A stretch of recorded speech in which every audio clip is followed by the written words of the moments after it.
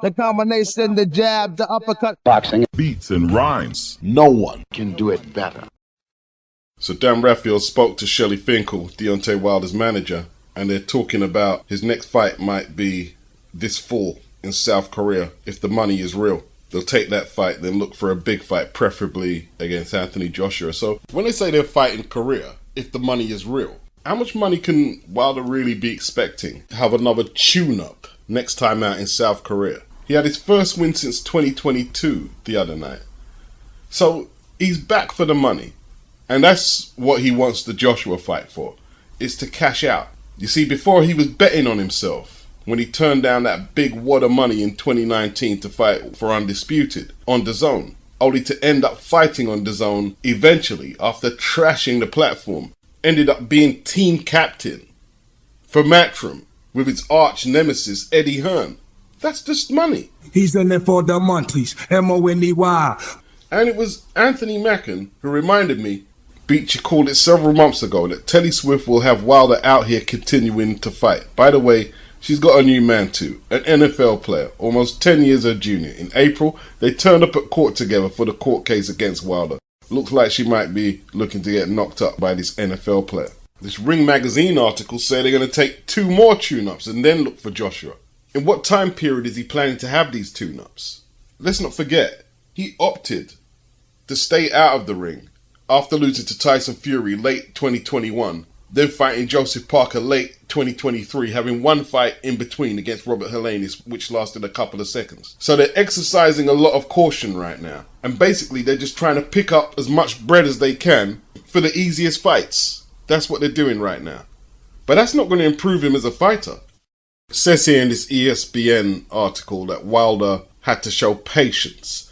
And in all fairness, that's as probably as patient as you're going to see Deontay Wilder. Like Boxing Wave reported, he framed slaps and windmills. At this stage here, he knows he can't just look for one punch to get anyone out. Hendon was flawed in the second, and his defensive construct was more effective than I thought it would be, but he totally lost his shape around about the 5th. Wilder upped the pressure, and he got the stoppage. Fortunately for Wilder, Herndon didn't put his punches together, didn't know how to. He did land a couple of right hands that caught Wilder. Now, BLK Prime are putting this on pay-per-view. This is shocking. The quality of the pay-per-views right now. The combination, the jab, the uppercut. Boxing. Beats and rhymes. No one can do it better. Like anyone expected me to flame up Chavez Jr., I'm not going to do it. I'm taking money to the bank. Oscar, after the weigh-in, oh, look at Chavez says, I'm voting for Chavez now. I didn't pay for it. And I don't feel like a fish. I don't feel like I got mugged off. So I'm all right. I'm all right with it now. I didn't pay for it. Let me just say this. All this Tom and Jerry fights and these Latin and Mexicans supporting the whole concept, whether you're talking about Ramirez, because he weren't fighting no Mexican style against DORTICUS. Now, don't get me wrong. I think he actually performed okay-ish, cleverish. But by the definitions they've been using recently, boring. But it weren't no Mexican style. And he barely won. GARCIA, who crushed DORTICUS in a round, was more Mexican style than anything Ramirez produced yesterday. And then post-fight, when they asked him who he wants to fight next, I'd fight anybody. Just say Joe Pataya and like, nah, he's waiting around for the Jake Paul fight. What a mug-off. The combination, the jab, the uppercut. Boxing. Beats and rhymes. No one can do it better. Chavez Jr. The media have been talking about this guy hasn't came in condition for a fight for way over a decade, for as long as we can go back with his career. So the whole Mexican warrior thing with these modern day Mexican fighters, some of you just want to dog African American fighters. Let's keep it real. That's what it is. I'm not here to bullshit. And no, Shakur Stevenson is nothing like the elite African American fighters of yesterday, and neither is Devin Haney. Nothing like him. People talking about Brian Norman is one of the top 5 punchers in the sport. Based on what? This is what they did with Deontay. Just overhyped him. And that's the problem with the boxing in America, right? Whether it's some of the Eastern Europeans who fight over there like Vasyl Lomachenko, them fanboys vastly overrated him. And he was good. And it's the same with the African Americans and the Mexicans, really feeling themselves. See, the thing is, right, Any Anthony Joshua fan who supports my channel has never said Joshua was a top 10 all-time heavyweight, but that's where they were putting Wilder. It's a joke. Stop overhyping fighters. I didn't pay for Wilder's joint. I didn't pay for that Jake Paul bull crap. And by the looks of it, Anthony Joshua has been texting Jake Paul about making that fight. You can see Jake was nervous now. It's getting real. Anthony really wants to take the fight. After he said Joshua's chinny, he's going to knock him out. Now, Joshua's not going to come out with no credit for knocking him out. And a lot of people are going to be upset he took the fight. But maybe Joshua realizes he's reached his ceiling. If he can break the bank and get how much million for knocking this clown out, he's going to do it. And Eddie Hearn's going to be right behind him, pulling the strings. I'm taking money to the bank. Hey, listen, the fight was on a plate for Wilder in 2019. He turned down the DAZN deal, talking about him betting with myself, Turned it down. Had another opportunity 2023, had to beat Joseph Parker. AJ had to beat Otto Wallin. AJ done his part. Wilder fumbled the bag. Maybe he gets the fight, maybe he doesn't. Nobody's really calling for it. And AJ probably not going to get that Tyson Fury fight because the WBC have said, your man, Tiggity Tyson Fury, will always have a world title shot waiting for him if he returns. So after Dubois and Usyk, Tyson's going to pipe back up. That's why he's training. He's not going to fight Anthony Joshua. There's a high possibility Joshua knocks him out. Look at the knockout percentage of Joshua's wins against common opponents to Tyson Fury. There's a high chance that Joshua knocks him out. He only comes back if Usyk beats Dubois. He wants to avenge them Usyk defeats. I don't think he'll fight Dubois. But yeah, they've said he will always have a world title shot waiting for him if he returns. The door is open for him. So it's almost like they've gave him a emeritus position like they gave Klitschko. Some bullshit really, isn't it? The combination, the jab, the uppercut. Boxing Beats and rhymes. No one can do it better. I tell you what, man. I got that Floyd Schofield Tevin Farmer result totally wrong. I thought this was going to be a contentious decision that perhaps went Schofield's way. You know what happened? Tevin Farmer, after them two relatively close decisions, he lost to the Mexican, Cepeda. He bought into the hype about Cepeda being this power puncher, because that's what Golden Boy have been selling him as, that he's some big power puncher. But he's not really. He's heavy-handed and he throws a lot of shots. In the build-up, Farmer was talking about, I was pushing Cepeda back. Cepeda, a big puncher. I took his power. And he was giving it all that. And the first punch that decked him, the right hand in the first round, he disguised it well. Disguised that backhand very well. Because he was side on. And Farmer didn't see the right hand by the time it crashed into his chin and sent him to the canvas. Tevin probably disrespecting Schofield based on his last performance, and let's face it, he lost his bottle against Shakur and feigned sickness. Probably a little too aggressive first round, and he actually walked into the punch. He walked into it, which doubled the impact. Powerful impact. Boom from the cannon.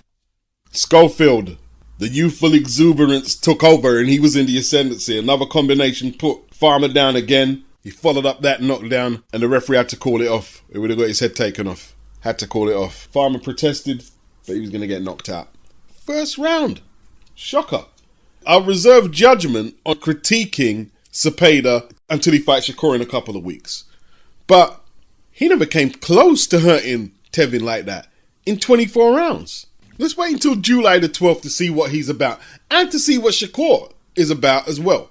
But the way I see it, Cepeda has very dodgy credentials and very dodgy skills. And Schofield's put himself in the title picture amongst the 135-pounders with that result. That was the result of the card, 100%. The combination, the jab, the uppercut. Boxing Beats and rhymes. No one. can do it better. Christian Mbilli in Canada raised his record to 29-0, 24 inside the distance, ripping apart Machev SULECKI, the Pole. He came out of there fighting out of that crouch, hands high, peekaboo style, using his jab targeting the body. SULECKI was moving okay, trying to establish his jab, trying to keep range. The combination that finished SULECKI was absolutely beautiful. Right left to the body. As SULECKI tried to come back with the right hand counter, Mbilli pivoted, blocked the counter with his forearm, and then came back with that right hand, a right uppercut. Left, right, and he was out for the Whose knockout was better, Mbilli's or Floyd Schofield's? They were the knockouts of the weekend. The combination, the jab, the uppercut. Beats and rhymes. No one can do it better. Oscar De La Hoya says bipolar disorder is very serious and I hope he gets the help he needs, talking about Ryan Garcia, who sent Oscar this message via the DMs. First of all, Q, especially you for one disrespecting me with that shitty contract before I lost, but I'm your only actual current star fighter. You can suck a DICK and I know you already do. So F you. You can kiss my ASS. I'll beat Rolly's ass and whoever. I can't wait till I go against you again like I did with Duarte and see your stupid ass face looking stupid. F you and that stupid offer. Bitch, I'll slap the fuck out of you just like Canelo and Edgar Berlanga. Is he saying that Canelo and Edgar Berlanga slapped up Oscar? This isn't the first time they've been at war. Apparently, they was at war before he fought Oscar Duarte, which was the tune-up for the Devin Haney fight. And from what Ryan is saying there, he's suggesting that Golden Boy wanted Oscar Duarte to beat him. So maybe they could offload him and build up Duarte. Probably had enough with Ryan's theatrics. Guerrilla tactics, stage theatrics. And it looks like Ryan's contract has either ran out or is about to run out. And he's not impressed with the offer that Golden Boy have made him to stay. Is he going to actually leave? I mean, they've been having beef for a long time, him and Oscar. You better remember though, Turkey might not promote his fights if he jumps ship trying that free agent-ish. There's been lawsuits between Golden Boy and Ryan for a while now.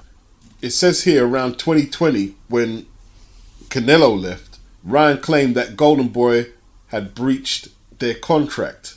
But that got resolved. And there was also issues after he lost to Gervonta Davis because Oscar and Bernard Hopkins weren't around to talk to the media after he lost. For what reason? I don't know. You abandoned me. And of course, last year he tried to fight the Japanese guy in Japan when he was suspended after he popped against Devin Haney. Golden Boy were threatening lawsuits. Ryan claimed he was injured and the fight fell through. Looks like it's going back to the courts the way this one is shaping up. The combination, the jab, the uppercut. Beats and rhymes. No one can do it better. Sean McComb, who was robbed against Arnold Barboza April last year on the undercard of Haney versus Garcia, he returned to action on this GBM card in Hull and won a 6-round points decision over Alexis Nahor Torres. Torres was tough, but he didn't have no answer to the range control of the southpaw Sean McComb, who is a very good boxer. Let's hope he gets some more meaningful fights while he's on GBM. He called out Pierce O'Leary and Adam Azim. I wouldn't hang around for Frank Warren or Ben Shalom to respond. Gladius Kraus from Holland went to 7-0, 7 inside the distance, stopping the Southern Area light heavyweight champion Ross McGuigan in the second round. And they're talking about fast-tracking him against anyone, top 10, top 15 in the UK, anyone. And he looked pretty good, dropping his hands, tormenting his opponent, feinting, throwing hard single shots, where sometimes it didn't even look like he was getting body weight behind the shots, but they were doing serious damage to this Ross McGuigan. And he looks like a good prospect, trained by Peter Fury and his dad. He looked pretty good. Adrian King entered the ring against Adam Kolaric with a record of 5-0, 3 inside the distance, trained by Curtis Woodhouse, who's been talking up his potential and his power for a little while. Lost his first pro fight against Adam Kolaric. 9 wins, 7 knockouts, 9 losses. Adam lost his last fight via technical decision. And this was supposed to be a routine victory for Adrian King, but I didn't really see much there. I didn't see the power that Curtis spoke about, or the raw talent. I didn't see it. Maybe they should try and get an instant rematch with Kolaric if they believe it was an aberration on Adrian's road to stardom. I'm not sure if Isra Asif, the promoter on this GBM card, will see that as a priority. At the main event at the Hull Connection Live, Shakan Pitters, whose record is now 20 wins, 7 inside the limit, 3 losses, fought Bradley Ray, 21 wins, 10 inside the distance, 1 loss, for the European light heavyweight title. Bradley Ray himself thought it was a draw. Could have went either way. Shakan shipped some heavy punches in the 11th and 12th. It was a seesaw struggle all the way through. Shakan, 6'6". He gives up his height.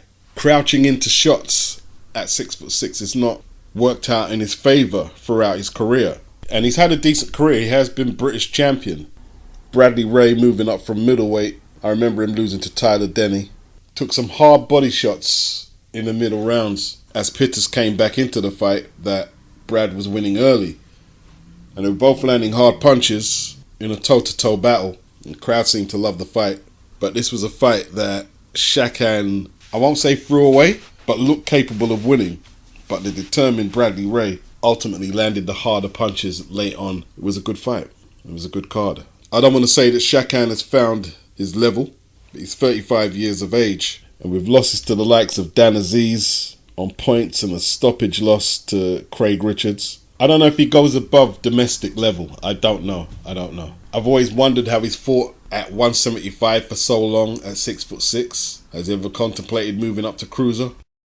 Bradley Ray, 27 years of age. That's definitely a career best victory. He's 6'4". How he was getting down to 160 is a mystery. There's lots of good fights out there for him. With Lewis Edmondson bailing out of that Commonwealth British title defense against Ezra Taylor. Ezra Taylor and Bradley Ray would be a good fight. And I think one Frank Warren would be willing to make. The combination, the jab, the uppercut. Beats and rhymes. No one can do it better.